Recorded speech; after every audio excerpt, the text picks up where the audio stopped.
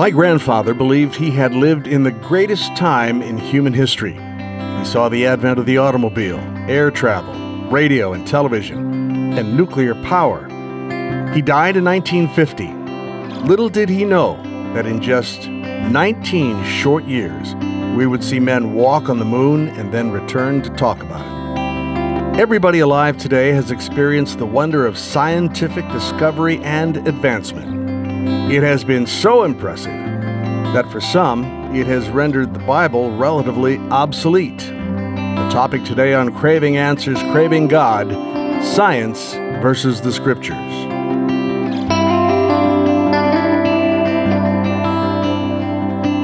I'm Chuck Rathert with Aaron Miller.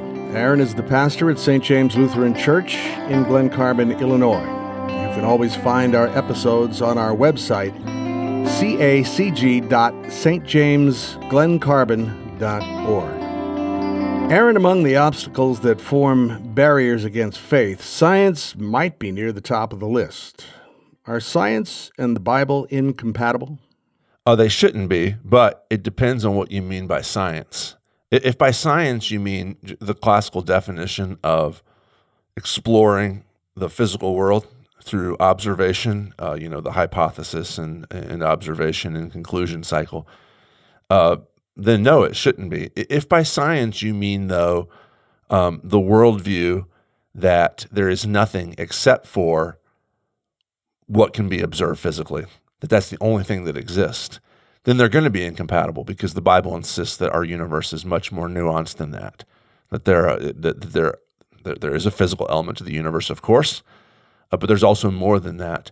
And science, when it says, naturalism is good, but when, philosophical naturalism, the belief that all there is the material, then definitely it's going to be incompatible, and it's going to lead people to assume that any sort of discussion of a non-physical world, a spiritual world, or the possibility that God could act in the world or miracles, that's necessarily not true. It's superstitious and backwoods, and so then it's going to become incompatible. But it doesn't need to be so, because what science does is describe it describes the physical world as it exists, but it doesn't tell us how things came about. It doesn't tell us about morality, for instance.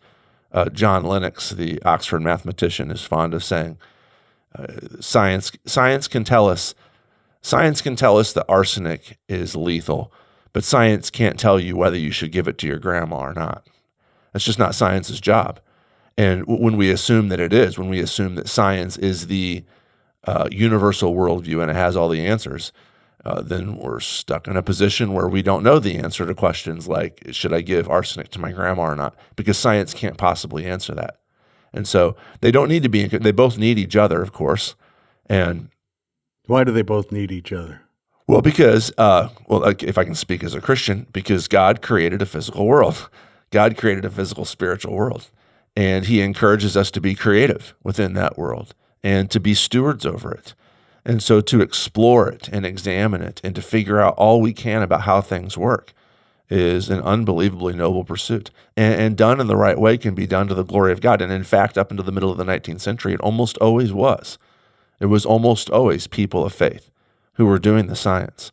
And it's not until sociologists and historians tell us, it's not until the mid-1800s, late 1800s, where people of science, desperate to get out from underneath the control of the church, many of the schools where they taught at in Europe and North America were church schools, begin to actively try to separate the two and say religious people should not be involved in science because they're kind of less intelligent, and the intelligent work needs to be done by us.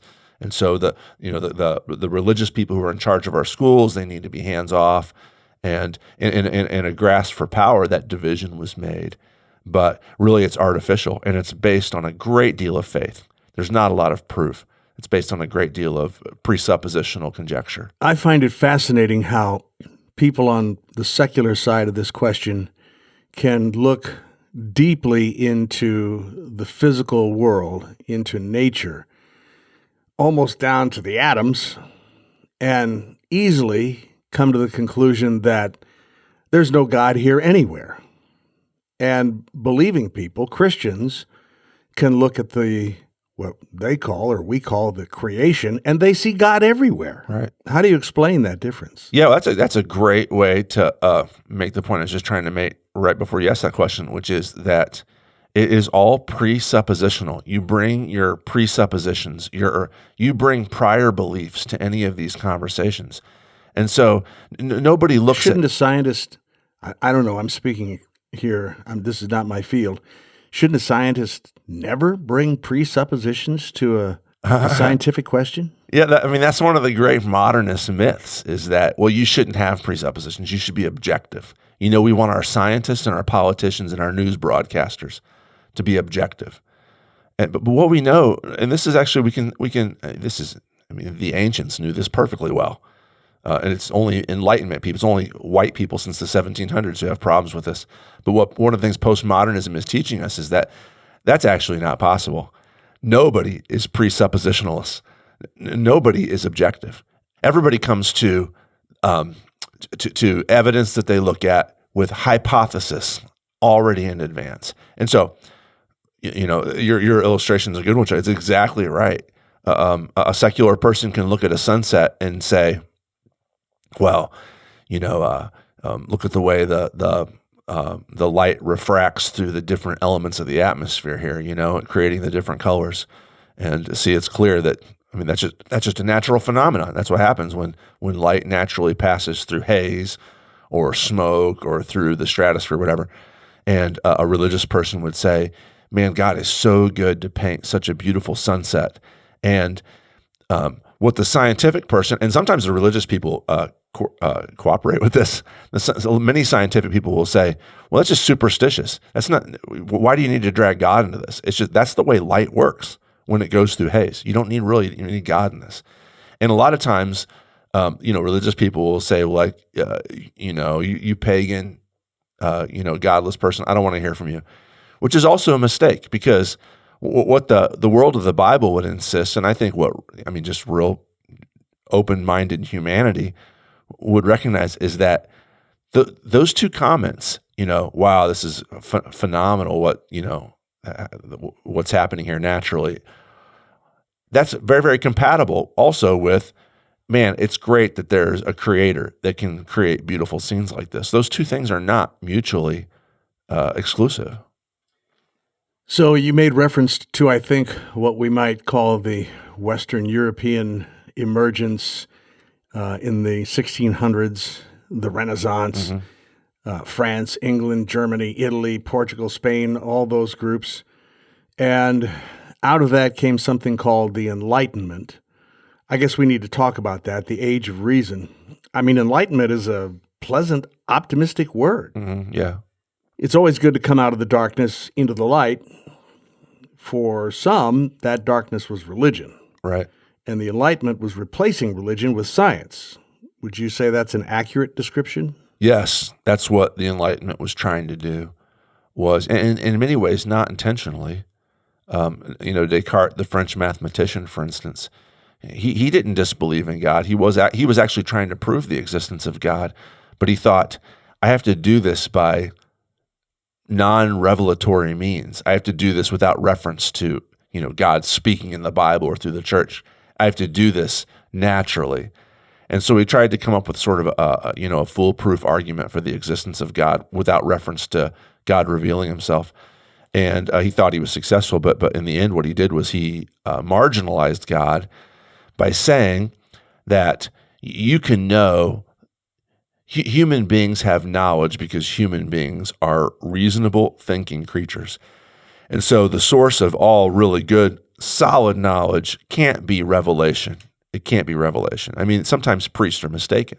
Sometimes priests lie.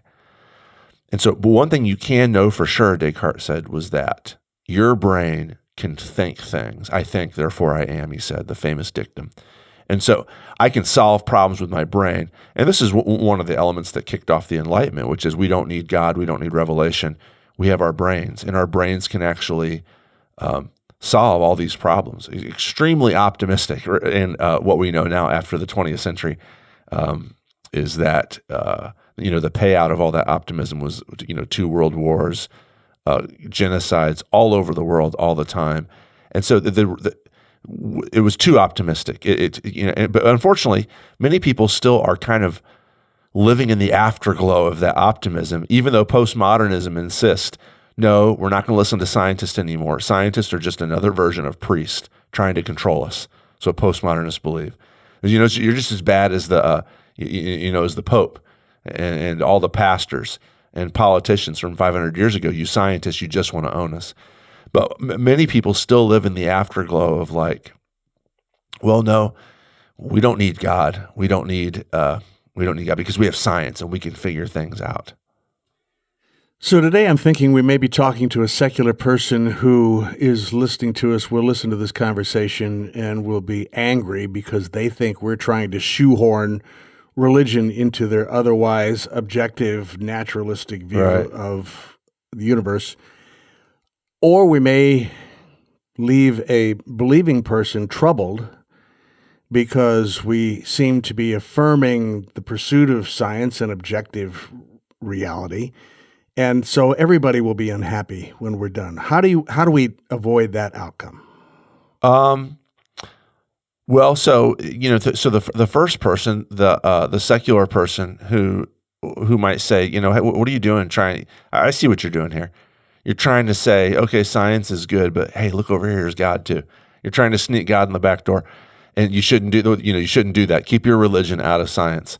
I would just argue to that person that you are just as religious as I am. Your presuppositional beliefs, which can't be proven, are just as foundational to who you are. In other words, they are religion. They are a foundational worldview position that you hold that cannot be proved, that you bring to the table. One way to say it like this is, when I talk to a secular person, I believe in God. They don't believe in God. I can't prove that God exists. They can't prove that God doesn't exist. And that means that everything that person and I say to each other about God or not God, or however you want to put it, is a matter of faith. It's all based upon a belief that we're bringing to the table. And you can't prove that God doesn't exist. So to be an atheist is actually a religious move. And this is not anything. I'm not trying to poo-poo it. Everything that anybody, that's what the postmodernists say. There's no such thing as an objective person. We all have our presuppositions. And if that is the case, and I firmly believe that it is, it means that we are all fundamentally religious in the broadest sense of the word. I mean, even if you don't go to a house of worship or believe in an afterlife, we're all fundamentally religious. And so I would just say, check yourself. But if you come into this conversation thinking, I'm objective, I'm intelligent, I'm educated, and now I'm going to talk to Aaron, and he's superstitious, and he just believes things that he can't prove, and that's not like me. I would just say you need to check yourself because you've fallen into the Enlightenment myth that you are objective, and it's just not the case. So for the first person, I would say, you and I, my friend, are both religious. Now let's just get it out on the table, and then we can have a discussion about it without any sort of baggage that one of us is smart and one of us is dumb, which is definitely going to inhibit the conversation. So let's take this question that we're talking about here, the dialogue between the secular person and the Christian person. Mm-hmm. And the Christian person looks to Scripture as an informative toward how they're going to approach that question. Sure. Romans 1 says, "For the wrath of God, that's serious stuff, is revealed from heaven against all ungodliness and unrighteousness of men, who, by their unrighteousness, suppress the truth. For what can be known about God is plain to them." This is, I think, striking language. For what can be known about God is plain to them. Who are they? The ungodly. Because God has shown it to them. Mm-hmm. For his invisible attributes, namely his eternal power and divine nature, have been clearly perceived ever since the creation of the world. So they are without excuse. Yeah. If you want to start an argument, that's probably a good place to go. Yeah. Or you want me to start an argument? You can start an argument if you like. I feel like I played the ace of trump there, dropped the mic, and I'm out of here because I win the argument. But I'm sure my secular opponent wouldn't feel that way. Right. Well, I mean, so this is when I talk to secular people. this is one of the things I'm going to bring up is that, the Psalms say that all over the place, things like the heavens declare the glory of God and the firmament shows his handiwork, etc. So the world that we live in is best explained by there being a God who made everything. I just think that that's one of my first moves, and I realize that that's not an objective thing. I say that as a matter of faith, but I think that it just makes sense. While I affirm all the science that goes into explaining sunsets, I also look at a sunset, and it's irresistible to think that that is beautiful. I don't know of anybody, secular or religious person, who would say that a beautiful sunset's not beautiful. Everybody says it's beautiful. But now once we start talking about beauty, what are we doing? We're into a discussion. We're into making value judgments based upon some sort of standard. But where does that standard come from? Why is it that universally everybody thinks that beautiful sunsets are beautiful? Why? That's how can you explain that naturally? There's only one way to explain it, and that is that there is a capital B beauty in the universe by which we judge things. And it's not just like when I have these conversations, the one based upon the scripture that you're describing in Romans 1. It's not just about sunsets and things that can be examined with microscopes and those sorts of things. It's also, I have conversations with people about morality as well. Where does a universal standard of morality come from? Science can't, like the Lennox quote, science can't tell us what's right and wrong.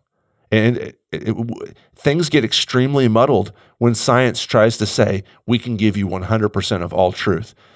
Then what do you do with ethical questions? One of the things we've done is say there's no such thing as ethics because science doesn't discuss it. And so there's no such thing as ethics.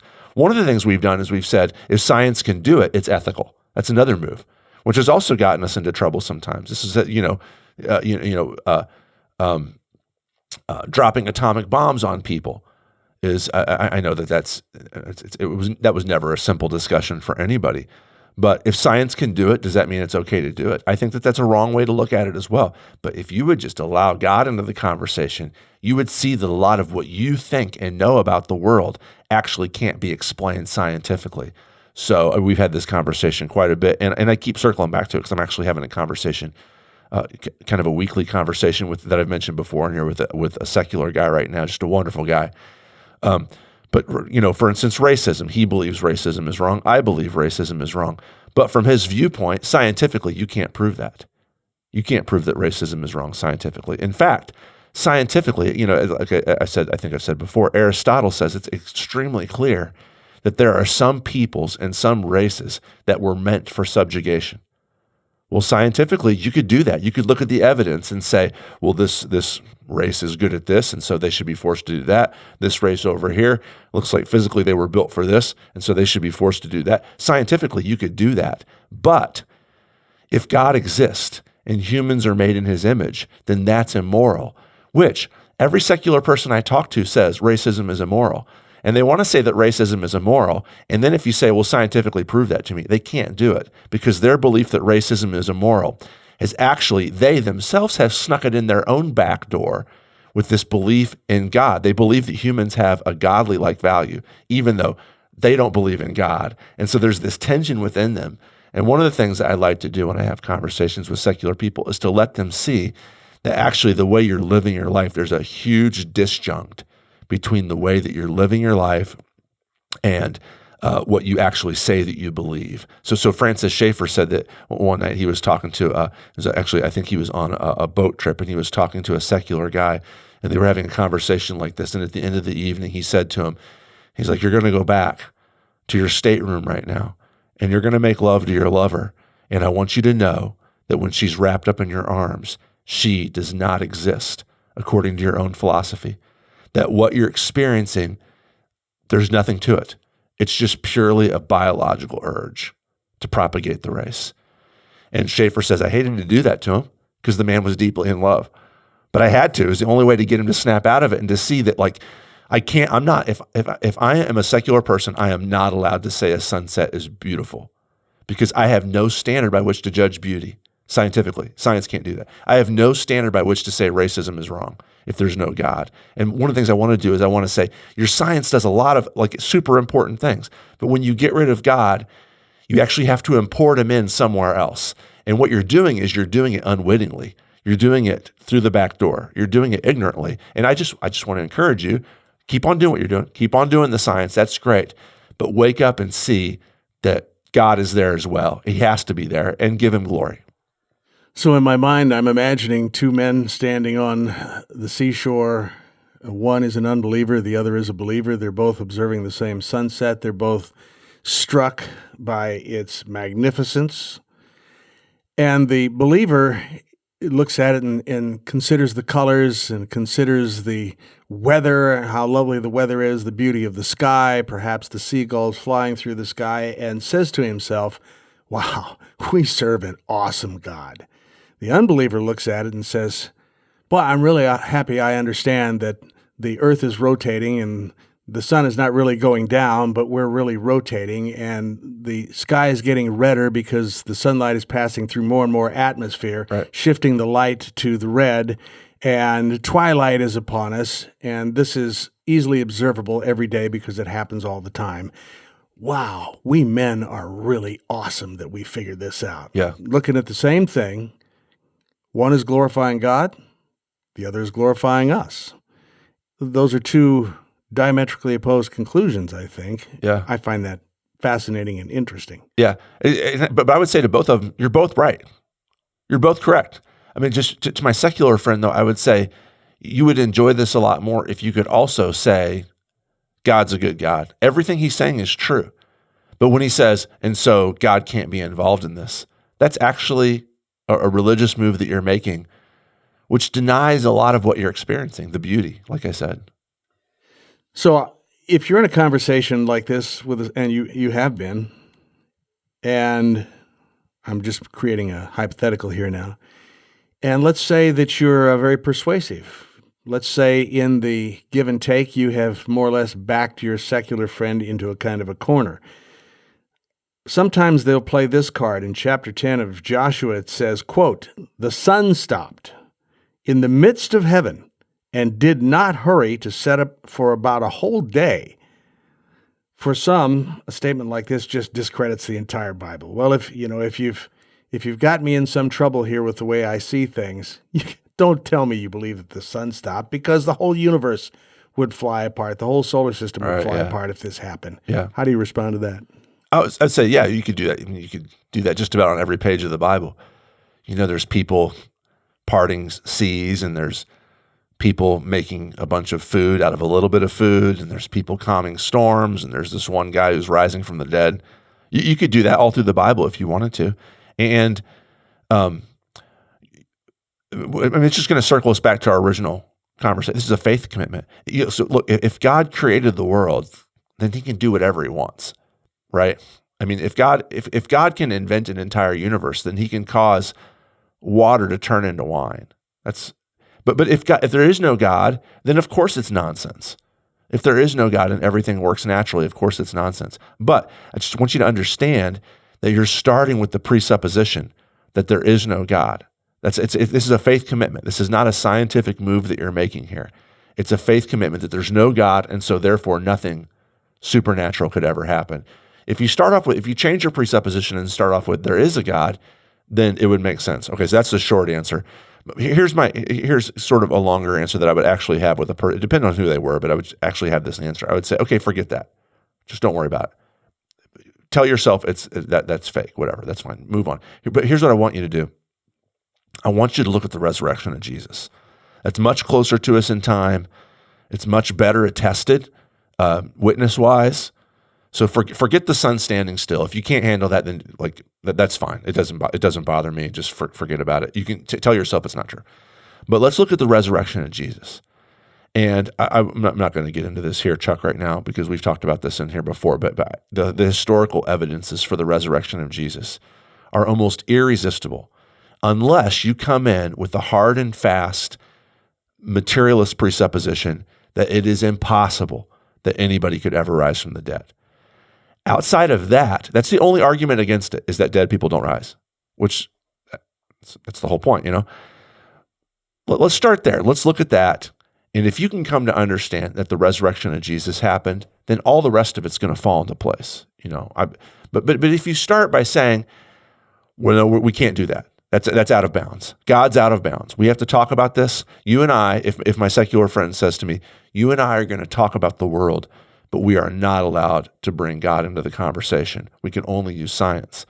I'm saying that you're closing yourself off to huge swaths of data and information and evidence that can't be explained without God. So the Christian philosopher Alvin Plantinga says it like this, that many secular people are like drunks looking for their car keys under the streetlight, based upon the argument that, well, I can't see in the dark, so I can only look under streetlights. Plantinga says that actually the atheists go the drunk one better. They say, well, since it's dark outside of the streetlights, that the keys can only be underneath the streetlight, which just plainly is not the case. If you just say it can only be in one spot, that's where the only answer can be, then, okay, you've stacked the deck. You've created a conversation that can't explain anything else. And so if you can't explain anything else, you shouldn't be surprised. And so I would just say, okay, if you look at an event like the sun, like the earth standing still, the sun standing still, whatever it is, and you think, okay, well, what would happen? Well, the earth would stop rotating and we would all fly off, whatever the speed is, 500, 600 miles an hour, whatever it is. I don't know what that speed is. I'm just making that up. Don't anybody email me and let me know because I don't really care. But so that's clearly not going to happen, because if you stop and you think, well, if there's a God who invented spinning planets, then he can do whatever he wants. It's not our job to explain what the point of that story is here today, but if you would allow the God proposition to enter into your story, you would see that, okay, well, I understand how this could be. Let's talk about the word faith here for a moment, because it exists in both realms. Yes. The scientist, he does experiments, he repeats experiments. Yes. He finally does enough experiments to see to it that the outcome is repeatable. Right. If I do this, if I put these chemicals together, I get WD-40. Right. So I will put those chemicals together from now on, and I'll have WD-40 forever. Yeah. And I have faith in that outcome. Yeah. The Bible Christians also use the term faith, but the Bible teaches that faith is a gift from God. Faith in Jesus, yeah. It's not something that you can dig up out of the ground or that you can put chemicals together or you can develop a pill that you can take and, oh, good, now I have faith. So that when you say Jesus is Lord, or I believe that it's true that Jesus rose from the dead, you didn't use science to come to that conclusion. You used a gift from God to come to that conclusion. Right. So my question is, did God set it up that way so that nobody could use any natural process to come to this conclusion, this true conclusion, and therefore say, I figured it out. What a fine boy am I. We can never say that because unless God gives the gift, you don't get it. Yeah. So did that make sense? Yeah. I mean, okay. So God doesn't want us to boast. Everything, all the glory belongs to him. I can understand scientific. Well, maybe not me. I'm probably the wrong person. But there's other scientifically smarter people than me who can understand, the whole physics and optics behind a sunset. What God wants us to do, though, is to say, so I've given you this understanding, and I've given you the experience of the sunset so that you can glorify me. You should enjoy that. You should enjoy having the gift of science to understand these things. But you should also say that's a gift from God. And that's very, very important to God throughout the story that he tells in the Bible. The other thing about that is that everybody has faith. The scientist has faith. To create a hypothesis and to buy into testing it out creates faith. I have a friend who, our dryer's on the blink right now. So I had a friend who came over yesterday and looked at it and he messed around with it. And he said, well, look here. He said, when it's on the high heat setting, it doesn't work. And when it's on the medium heat setting, it does work. And I thought, okay, well, I don't I'll just put it on the medium heat. And I thought, well, that's it. That's the solution. Medium heat, it's going to work. I went upstairs and drug down like 2 basketfuls of laundry. And I got down to the basement, put it on medium heat. It didn't work. It didn't work. I had committed in faith to it, and it didn't work. Well, this is what science do. They have faith in a hypothesis. They test the data. The data doesn't work, and so they adjust the hypothesis, and that's a perfectly normal way to do things. And Christianity is, in some senses, the same way. Is there are people who look at the evidences and begin to come closer to understanding Christianity. There are people who have powerful emotional experiences, sometimes devastating, sometimes really good emotional experience, and they think, maybe there's a God behind us. There are people who make friends with groups of people who are Christians, and they say, I really like those people. They're kind and they're generous, and they've reached out to me, and I connect with them on a bunch of different levels. Maybe what they believe about God is true. That this is all stuff that people do. Like this is they gather the data. But what makes the religion of the Bible, Christianity, different is that ultimately what it comes down to is a relationship. It comes down to a relationship. And so I don't need to have a personal relationship with a test tube or a microscope in order to do science. There are tools that I use, but God is not a tool that we use to get to the truth in Christianity. God is a person. And because God is a person, it means that if I'm going to actually know and believe in him, it's going to have to be in relationship. It's going to have to be like all relationships with other people. It's going to have to be a faith commitment.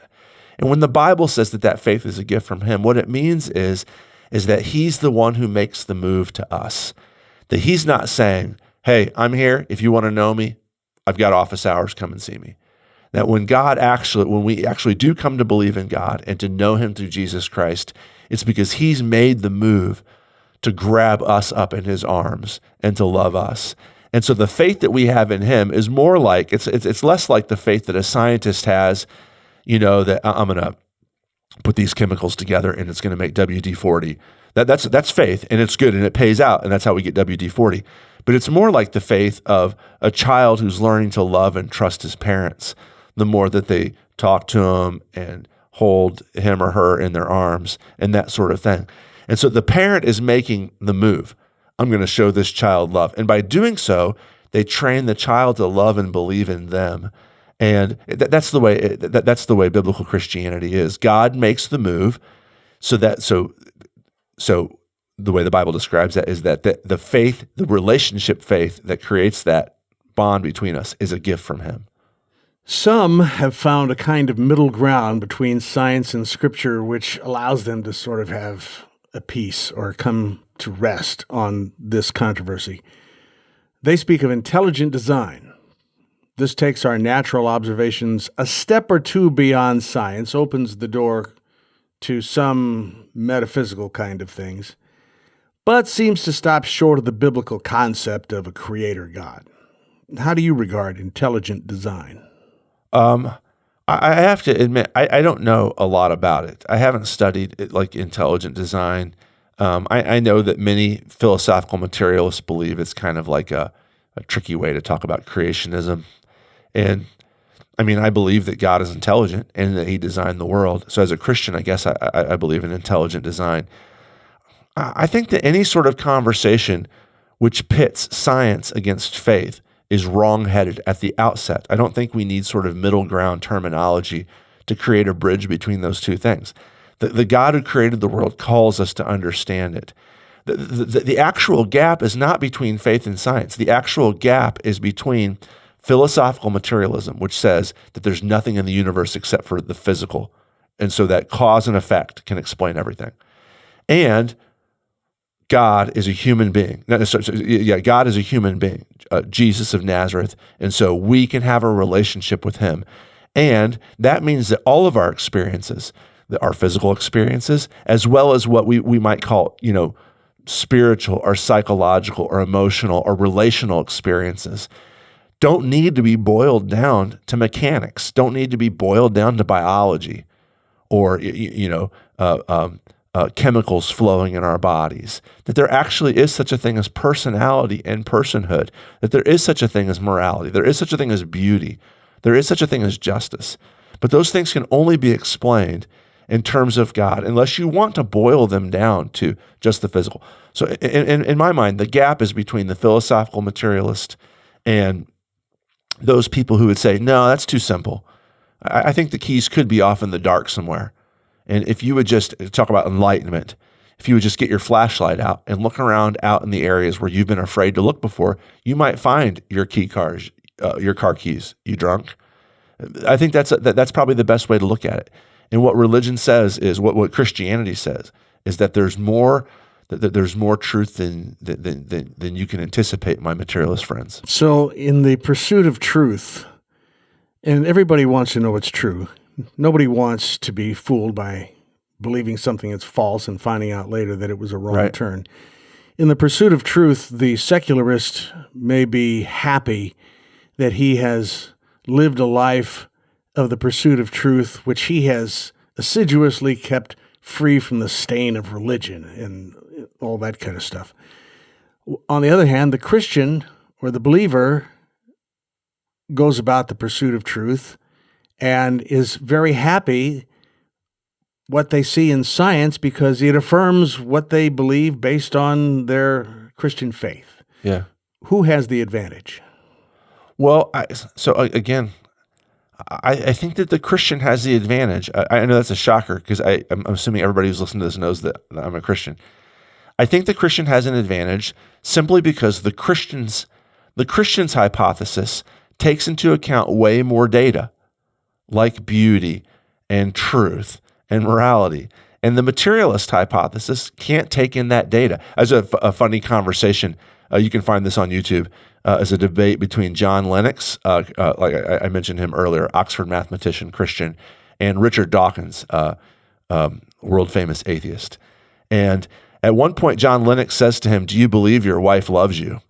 And Dawkins doesn't know what to do with that because he can't talk about trust and belief without God. And so he says, well, I know she loves me, but then Lennox has him because the question is, well, how do you know? Can you prove it? And as a scientist, he has to either say, I have no clue if my wife loves me or anything. But he knows that's not true because he and his wife love each other. And he knows that experience. He knows it. He believes in it. But he doesn't have any categories outside of God to explain what love is. It's in many ways, it's so sad. And in many ways, it's almost infantile the way that Lennox can position him to understand, or that he actually doesn't, he won't go there. He just rejects it. He won't, I don't want any part of this conversation, he eventually says. Well, here's my point, is that Lennox is a scientist. He's a mathematician, technically. But his belief in God allows him to incorporate all sorts of things into his life. Algebra, chemistry, the love of a man and a woman, the deliciousness of wine, a beautiful sunset. Dawkins, his philosophy has to, it's just where the light, his own personal light is shining and everything else is darkness that he can't explain.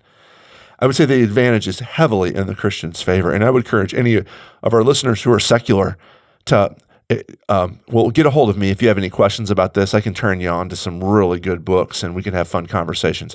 But there's a whole world waiting for you out there, a world of love and beauty and relationship that you could enjoy thoroughly if you would let your guard down and countenance the possibility that there's a creator God who has revealed himself to us and who loves us and who wants us to be happy and who wants us to worship him. If somebody wanted to get a hold of you, what would be your favorite method for doing that? Oh, probably my personal email is Aaron James Miller, Mueller, all one word, @gmail.com.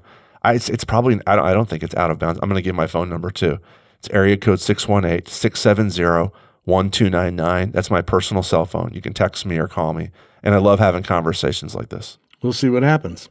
Well, we want to say thank you for spending some time with us here on Craving Answers, Craving God. If you find these conversations helpful or encouraging, please tell your friends about us. Just put Craving Answers, Craving God into your search engine and sample the more than 40 shows that are at your disposal. For Pastor Aaron Miller, I'm Chuck Rathert, wishing you God's blessings.